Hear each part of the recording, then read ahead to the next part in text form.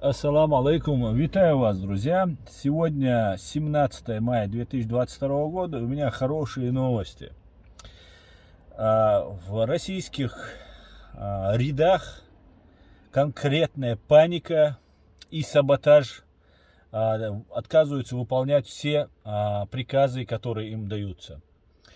Информация очень разная и с разных источников поступает. Как она поступает из Чеченской республики, временно оккупированной фашистской Россией, а также из временно оккупированной территории Украины, где так называемые кадыровцы принимают участие в агрессивной войне против Украины на стороне фашистской России. Так вот, те, кто принимает непосредственное участие в боях против Украины, десятками командиры отказываются выполнять приказ. Вышестоящее русское начальство грозится им их списки передать Кадырову лично, на что те, в принципе, ответили, что можете даже не просто Рамзану Ахмаду Кадырову передать, и им глубоко плевать. По этому поводу возбуждаются уголовные дела против этих лиц. И то же самое происходит в Чеченской республике. Чеченцы, как бы про нас не пыталась фашистская пропаганда рассказывать, что мы все забыли, гибель 300 тысяч граждан нашей страны, 42 тысяч, среди которых дети, чеченцы все равно не поддались этой пропаганде. Мы прекрасно знаем, кто наш враг, и никогда не согласимся с оккупацией. И тем более служить тем, кто нас оккупировал и убил треть нашего населения. Итак, есть террористическая база на территории оккупированной фашистской России, так называемый террористический институт какого-то там спецназа, российский так называемый террористический институт, так называемый, где чеченцев уже нет фактически. Туда набираются все террористы, все отребье со всей России.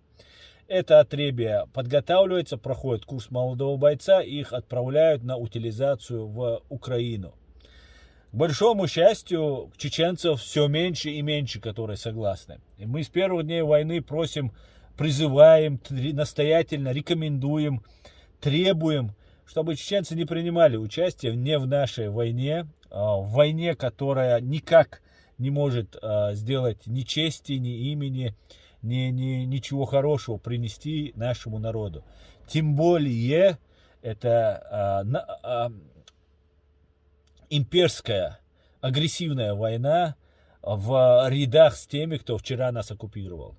Это вдвойне тяжко, об этом я неоднократно говорил, но радует то, что панические настроения в рядах фашистских оккупантов становятся все сильнее.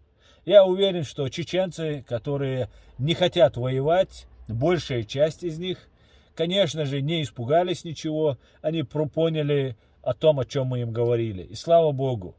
И очень хорошо, что появляются такие люди, которые не хотят принимать участие. Еще раз я на русском языке напомню, на этот раз, чеченцам, которых призывают туда ехать, воевать там и так далее. Чеченцы, земляки, сограждане, кто-то из вас является гражданином моей страны Ичкерии, кто-то россиянин, но по воле случая так сложилось, что скоро все изменится. Буквально в этом следующем году все это изменится, и мы снова станем гражданами своей свободной страны без русских оккупантов.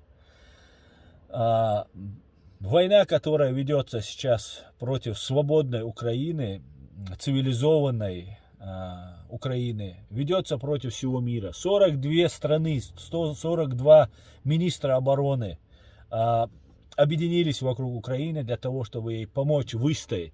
Лучшее оружие поставляется. Американские военные заводы и фабрики работают на Украину. И если сейчас нам говорят, что вот ленд-лиз только подписали на 9 мая в подарок, да, как в борьбе с фашизмом, подарок для Путина, президент США Джо Байден подписал 9 мая закон о ленд-лизе для Украины. Ленд-лиз, поставки оружия, финансовая помощь, политическая информационная помощь Украины идет с первых дней. Также поставляется оружие не только с американских заводов, которые еще будут изготовлены, орудия, но и уже готовые, которые тут есть в Европе. Вся Европа помогает Украине, весь мир помогает Украине. И очень правильно, чеченцы, что вы не идете на эту войну. Очень плохо, что вы вообще пошли служить России, и вы совершили преступление. Но это не значит, что это преступление нужно отягчать, усугублять и делать, и ставить конец на своей жизни. Все, кто принимает участие в войне против Украины, уже идентифицированы. Западная разведка, английская, американская, вообще вся западная разведка работает на победу Украины. Все данные, которые есть по всем участникам, Украина получает. Ни один человек, который пошел воевать в Украину, не останется безнаказанным. Даже преступления, совершенные в Буче и в других городах, которые стали таким резонансом во всем мире, даже эти лица уже установлены пофамильно, с фотографиями, с семьями, все установлено. 21 век, друзья, век интернета. Интернет принадлежит американцам. Вот все, что там происходит, они могут контролировать при желании. Поэтому очень хорошо, что чеченцы не едут туда воевать. И я советую всем, кто туда поехал, не продолжайте. Происходит и будет продолжаться утилизация оккупантов. Поэтому, чеченцы, не едьте ни в коем случае. Украинцам обращаясь, хотел сказать, украинцы, дорогие, много можно услышать, что вот там они будут, русские, волнами на вас отправлять, сейчас будет мобилизация, волнами отправлять будут оккупантов, что Украина не выстоит там и так далее, и так далее. Абсолютно это неправда. Русские находятся на издыхании, послушайте просто прослушки их разговоров, которые они ведут со своими женами, матерями и так далее.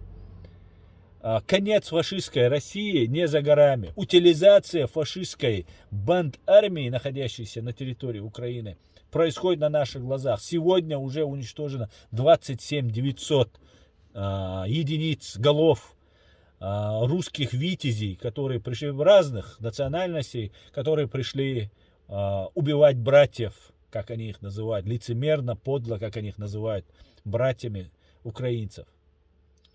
Поэтому сейчас нам будут рассказывать, что вот еще немножко, вот сейчас там русские сейчас выстоят и так далее. Нет, у них все просто критически все плохо. Мы это должны понимать. Ни в коем случае, конечно же, это не должно сделать нас какими-то там высокомерными, там, возомнить себя кем-то крутыми и так далее. Но при всем при этом мы должны понимать, что как бы не было тяжело Украине, фашистской России 100 крат тяжелее. И первый, кто дернется, да, глаз моргнет, кто первый, тот и проиграл в этой битве. И первая моргнет фашистская Россия. Уже неоднократно она моргнула. Ждут, пока моргнет Украина. А Украина не моргнет. Украина — это сила. Это сила свободных людей, которые объединятся вокруг сегодняшних побед, которые показывают нам вооруженные силы Украины и добровольцы со всего мира, которые помогают Украине. Не отступать и не сдаваться. Победа будет за нами. Друзья, все супер, все даже лучше, чем я, оптимист, ожидал. Слава Украине, слава Ичкерии.